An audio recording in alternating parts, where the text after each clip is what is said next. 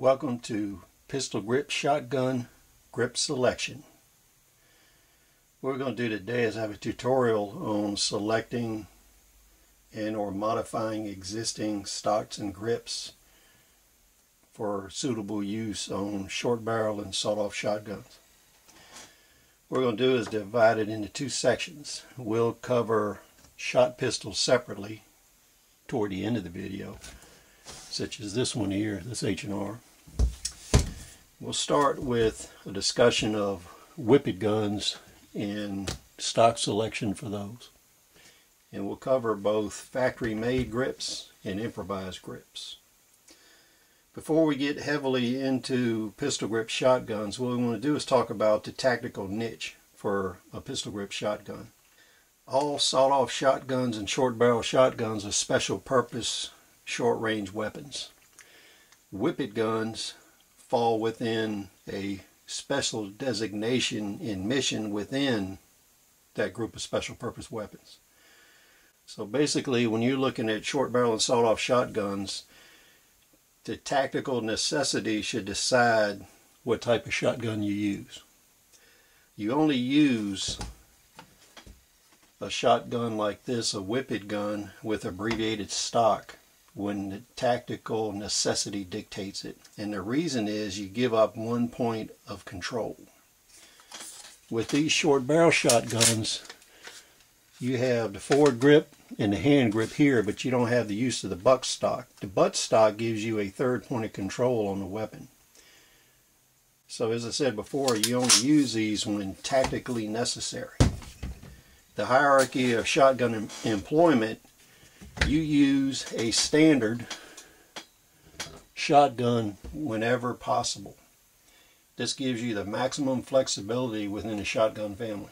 It gives you 3 points of contact to control the weapon.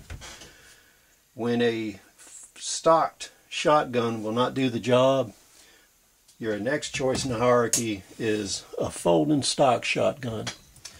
This particular Remington 870 is one of the U.S. Marshal Service style guns. These were used by the Marshal Services for quite a while, and they feature the folding stock.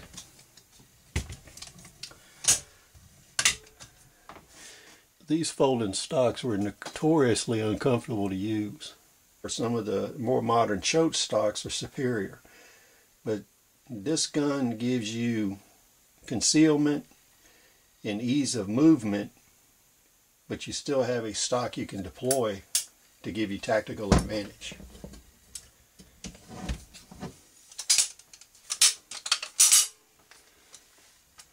If a folding stock shotgun won't suit the mission, then you go to your short barrel whippet guns with abbreviated stock. These type of whippet guns are employed in two tactical situations.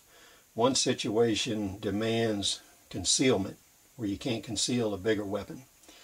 The second instance is when you're in an area that is so compact and tight, there's no way you can maneuver with a bigger weapon. But you need the stopping and killing power of the shotgun versus submachine gun or pistol. What we have here is a selection of factory-made and improvised short barrel shotguns. These guns are all in a whippet configuration. We're going to look at different types of grip material, different styles of grips, and improvised grips. The first thing we want to do is look at weapon selection. The reason weapon selection is so important is a lot of these guns you're not going to be able to maintain the grip during recoil, and the guns will slide back in your hand. And what you want to do is select a weapon that doesn't have a lot of protrusions and things that are going to hit and tear your hands up. This H&R short barrel shotgun is an example of what you don't want. As you can see right here, you have a hammer, and then you got a release. When your hand is sitting right here and the gun recoils, if your grip breaks, this is all going to slide back and hit you in the hand. And this will cut the web of your hand all to pieces. So what you want to do is find a gun that has a smooth area where your recoil surface is going to be.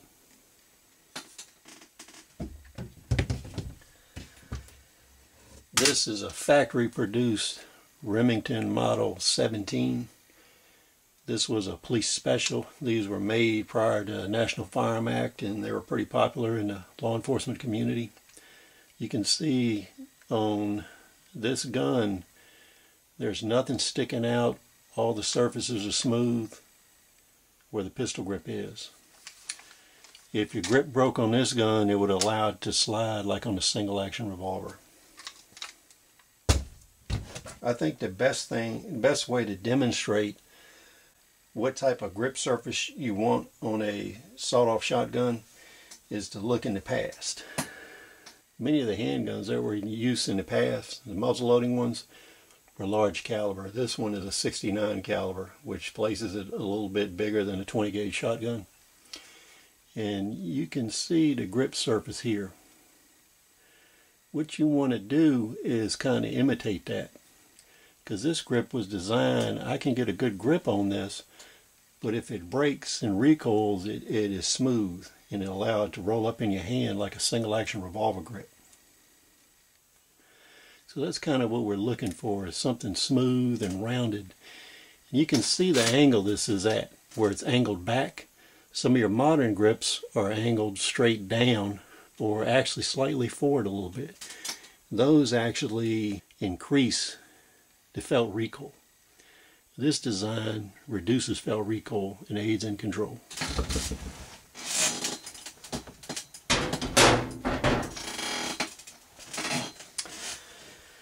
So what are the criteria we're going to use to select a grip? The first thing we want to look for is comfort. And the comfort is going to come from the grip angle. So we want a grip angle that's comfortable to our hand. The second principle is you want your entire hand to fit on the grip. You want all your fingers and the entire web of your hand to fit on the grip. That gives you maximum control. Then you want to look at smooth versus checkered versus rubber. This is a two-edged sword, and whatever you select is going to be a compromise, because the smooth grip is easier to handle in recoil, where the gun can move around. The checkered and the rubber grip gives you a better, firmer grip, especially in wet conditions, but you're going to feel more of the recoil. Last thing we want to look at here is whether you want to buy a factory grip or you want to make an improvised grip yourself. And I think what's going to determine that is the popularity of the gun. There's a tremendous amount of guns that no grips are made in the secondary market, so with those you'd have to make an improvised grip. Now here we have a Mossberg Model 500A factory short barrel shotgun. This gun originally had a choke type pistol grip on it, which I replaced with this Pachmayr grip. This Pachmayr grip is a rubber grip, and it has an air cushion chamber in it. So when you're gripping this, it actually pads your hand some. But it's only available in a limited model of guns. It's available in Mossbergs and Remingtons, and sometimes it's available in Winchester 1200s. This is our factory Remington Model 17 again. This grip has had a lot of damage on it.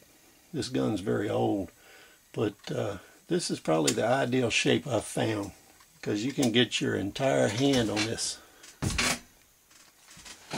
And from that direction you can see your entire hand will fit on that gun. And that's what you're looking for.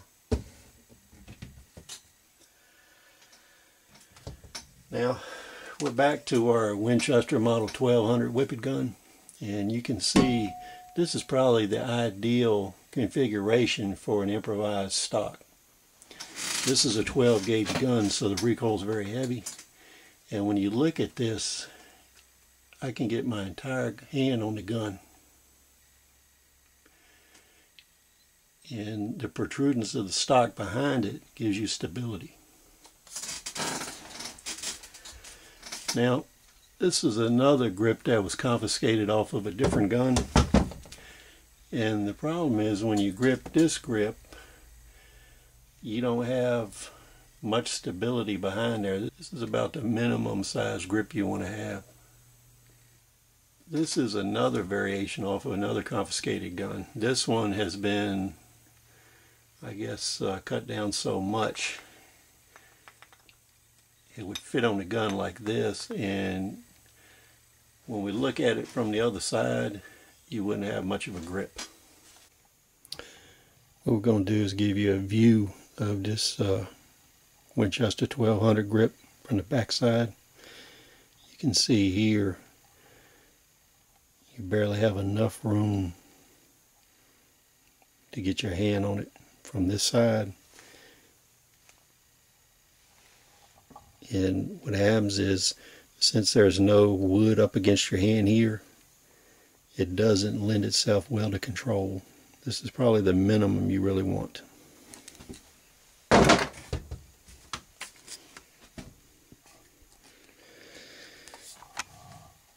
This is a view of the other grip, and you can see here there's plenty of stock that would fit up against your hand and stabilize your grip.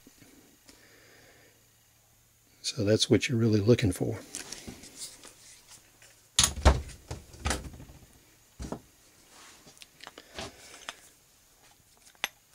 And then looking back at this one, you can see right here that this hump is right in the web of your hand. This gives you very little control and would be quite painful to shoot. So this is to be avoided. This is an older Stevens 520 20 gauge shotgun. This one was cut down. The grip was modified into a pistol grip configuration, kind of like we saw in that muzzle loader. This one's very comfortable, fits very well. One thing I really like about this gun is it's a takedown model. So if you want to carry this in a briefcase or conceal it, the gun takes apart into two pieces like this, and it goes back together very quickly, so you can deploy it very quickly.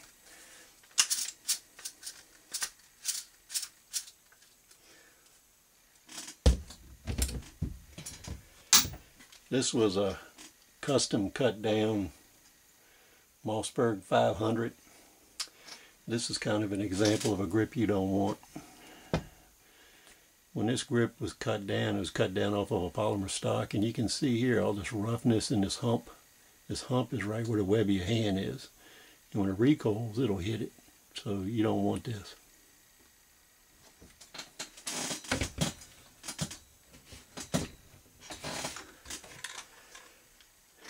This is a choke grip for the Winchester 1200 we looked at. When you look at this and you see the angle this would fit on, you can see your hand grip angle. Your hand is much lower on this grip than it would be with the improvised grip. That actually makes the recoil more uncomfortable. You have more muzzle flip with the gun. So from a convenience standpoint, this is a good choice, but from a control standpoint, your modified existing stock is probably better.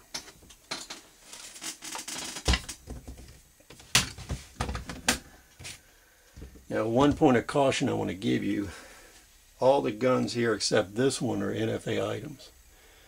This one has a 18.5 inch barrel, and it is about 28 inches in length. And what I want to caution you about, this is a grip off of a confiscated H&R. And you can see if you place it on this gun, it actually reduces the overall length of this legal gun enough that it would become an NFA item. It would be less than 26 inches in length.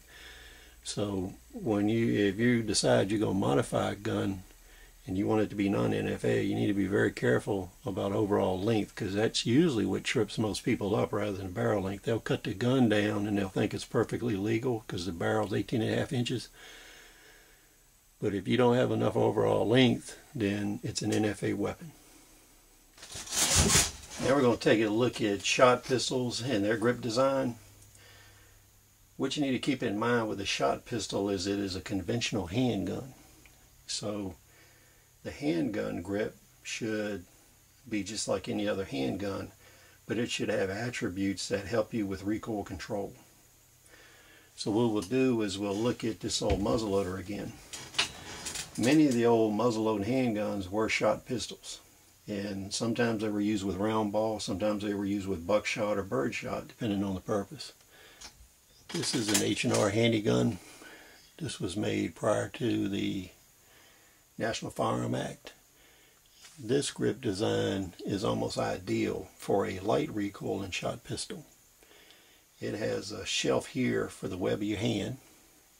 That helps you with the weight and length of the weapon. Gives you more control, and it kind of negates how long the barrel is and gives you good balance. This grip angle is pretty close to the grip angle of the muzzleloader. So it's pretty comfortable, and it has a checkered surface to give you stability. Since this is a 410 and the other caliber they were made in was 28 gauge, these are light recoil and compared to a 20 or 12 gauge shotgun. So this grip style is ideal for a light recoil and shot pistol. This is a modern version of a shot pistol. This was made from an H&R 20 gauge shotgun. It has a choked hand grip on it.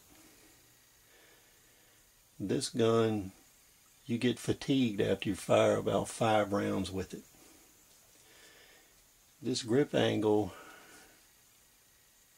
is not bad. It works pretty good. The problem you have is this projection here. What you would want to do is go in here and grind this down so it's smooth, because when you put your grip on it, you can see how that fits in the web of your hand, and that would pound you in recoil, and it prevents the gun from rolling back. That's why you can shoot 5 or 6 rounds with this and then it wears you out. So from a convenience standpoint, this is a pretty good grip. It's easy to find and buy. It's not the greatest one for recoil reduction or control. This would be a much better design. Now, one thing I want to show you when you're looking at this H&R Handygun versus a regular shotgun that's been cut down in the Handygun configuration, you'll notice the Handyguns were built on their own smaller frame size. So they more mimicked a handgun than a shotgun. Whereas some of the modern ones that people make today are made off of a shotgun frame, so they're a whole lot heavier and more awkward to use. And also the gauge is bigger. This one's a 20 gauge.